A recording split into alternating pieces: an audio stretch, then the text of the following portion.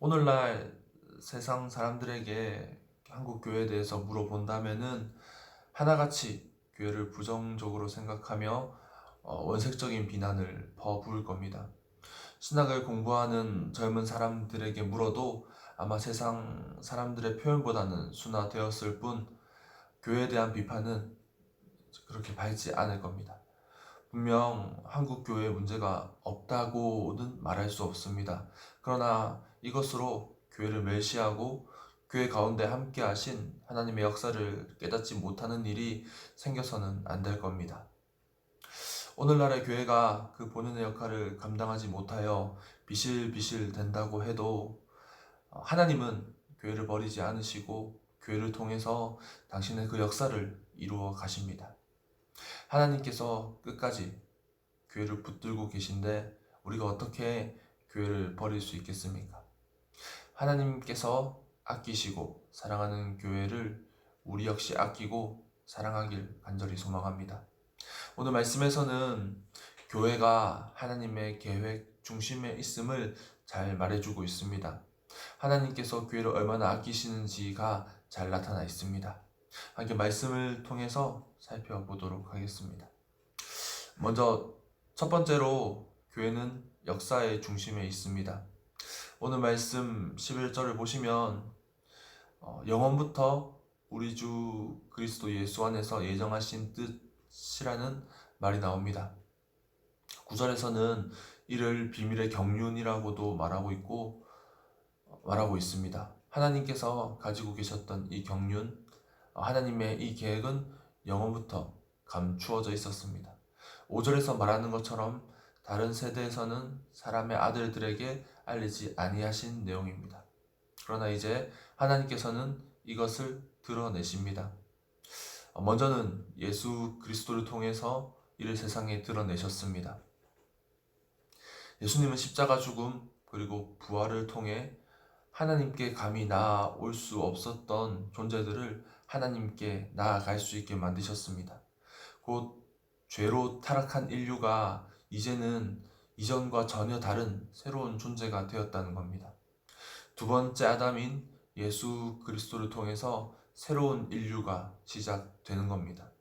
이것이 바로 하나님의 경륜이요 영원부터 숨겨져 있었던 하나님의 계획입니다.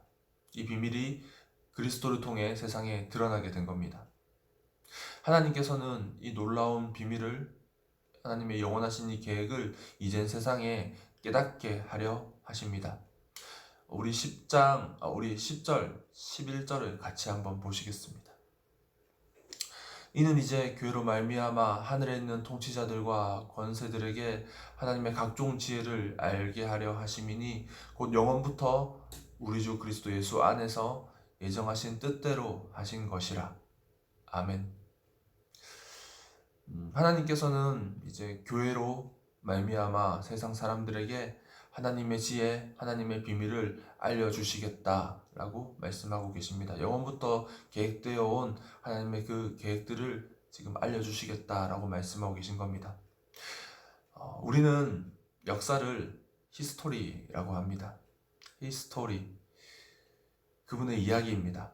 하나님께서 써가시는 모든 일들을 우리는 역사라고 말하고 있습니다. 그런데 교회는 그 역사 가운데에서 하나님의 비밀, 곧 그리스도를 통해 시작된 새로운 인류를 위한 일들을 지금 그 교회가 감당하고 있다는 겁니다. 그러니까 교회를 이제 하나님 이야기의 중심, 그분 이야기의 중심, 곧 역사의 중심이라고 말할 수 있는 겁니다. 역사의 중심인 교회를 너무나도 막중한 사명을 감당하고 있는 이 교회를 더욱 귀히 여길 수 있는 우리 모두가 되기를 간절히 소망합니다. 다음으로 교회는 그리스도인들 삶의 중심이라고 할 수 있습니다. 오늘 말씀 서두에 그리고 마지막에 보시면 바울은 자기가 독자들, 곧 바울의 서신을 읽는 모든 교회를 위해서 고난받고 있다라고 말하고 있습니다. 특별히 13절에서는 자기가 받는 고난이 독자들에게 영광이 된다라고 말하고 있습니다. 바울은 교회를 위해서 고난받는 것을 감수하고 심지어 즐거워하기까지 했습니다. 그에게 있어 독자들, 곧 교회는 자신의 삶보다 더욱 중요했기 때문입니다. 자기가 죽어서 교회가 살 수 있다면 바울은 그것만으로도 기뻐하였고 심지어 자기 죽음을 감수하려까지 했습니다. 바울이 특별하다라고 말할 수도 있겠지만은 바울이 행했던 이 행동의 원리들은 오늘날 우리에게도 그대로 적용될 수 있어야 합니다. 바울과 마찬가지로 우리 역시 그리스도인이기 때문입니다. 아울러 또 앞서 말했던 대로 하나님께서는 자기의 중심에 또 역사의 중심에 교회를 세우시고 그 일들을 진행하셨습니다. 하나님께서도 이 교회를 귀하게 사용하시고 소중히 여기셨다는 겁니다. 하나님께서 귀하게 여기신 소중히 여기신 교회를 우리가 어떻게 경히 여길 수 있겠습니까? 우리 역시 교회를 위해서 하나님께서 그토록 귀하게 여기시는 교회를 위해서 생활할 수 있어야 합니다. 얼마 전에 교회 집사님 한 분을 만났습니다. 그분은 자기가 일하는 곳에서 자기 꿈을 위해 열심히 일하는 사람들을 만났다고 이야기해 주셨습니다. 그분은 이제 그 집사님이 만난 분들은 자기 꿈을 이루기 위해 현실에 자기 자신을 채찍질하며 달려갔습니다. 자기 꿈을 너무 소중히 여겨서 현재 자기가 누릴 수 있는 그런 것들을 포기하고 자기를 채찍질하는 겁니다. 오늘 우리는 하나님을 소중히 여긴다라고 말하고 있습니다. 더 나아가서 하나님을 사랑한다라고 말하고 있습니다. 그런데 우리의 삶을 막상 되돌아보면은 우리는 하나님을 위해서 포기하는 것이 몇 개 없어 보입니다. 어쩌면 오히려 하나님보다 나를 더 사랑해서 나를 위해 하나님을 포기하는 것처럼 보이기도 합니다. 하나님보다 나를 더 사랑하고 있다라는 증거일 수도 있습니다. 우리 성도님들이 정말로 하나님을 사랑하신다면은 그분께서 정말 소중히 여기는 교회를 아끼고 귀하게 여기는 우리 모두가 될 수 있기를 소망합니다. 오늘 말씀을 정리하려고 합니다. 오늘 말씀에서 바울은 교회가 하나님의 중심에 있음을 말하고 있습니다. 따라서 바울은 이 교회를 위해서 고난받기를 즐거워하였고 자기 목숨까지 내놓을 수 있었습니다. 자신이 사랑하는 하나님께서, 내가 너무 사랑하는 하나님께서 이 교회를 사랑하니까 바울 역시 교회를 사랑하여서 그렇게 행동을 한 것입니다. 우리 우평의 성도님들 역시 하나님을 사랑하신다면은 그분께서 아끼시는 교회를 아끼고 사랑할 수 있기를 소망합니다. 세상이 아무리 교회를 뭐라 하고 또 비판하고 깎아내린다 할지라도 하나님께서 사랑하시는 교회를 끝까지 붙들고 사랑할 수 있기를 소망합니다. 그래서 하나님을 기쁘시게 하는 우리 모두가 될 수 있기를 간절히 소망합니다. 기도하겠습니다. 하나님 감사합니다. 오늘도 여전히 살아계시고 우리 가운데 함께하여 주시니 감사드립니다. 이른 아침에 우리 가운데 함께하여 주시고 말씀으로 하루를 시작할 수 있게 또 우리를 도와주시니 이끌어주시니 너무나 감사드립니다.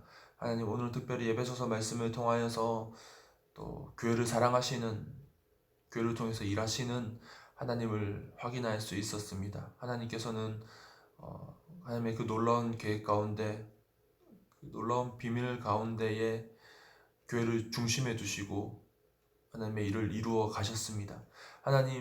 하나님께서 이렇게 소중히 여기시고 귀하게 여기셨던 교회를 우리 역시 아끼고 소중히 여길 수 있기를 소망합니다.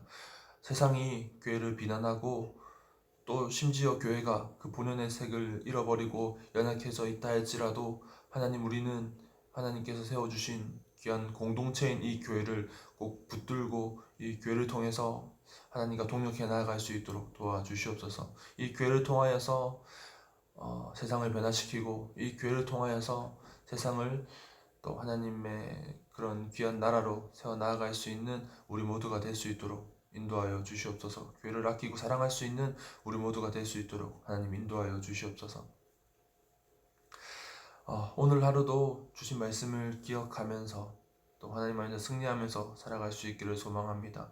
오늘 하루도 교회를 아끼고 사랑하며 살아갈 수 있기를 소망합니다. 하나님 함께하여 주시옵소서. 감사드립니다. 우리를 구원하여 주신 살아계신 예수님 이름으로 기도드립니다. 아멘. 오늘 하루도 말씀 가운데 승리하시기를 간절히 소망합니다. 감사합니다.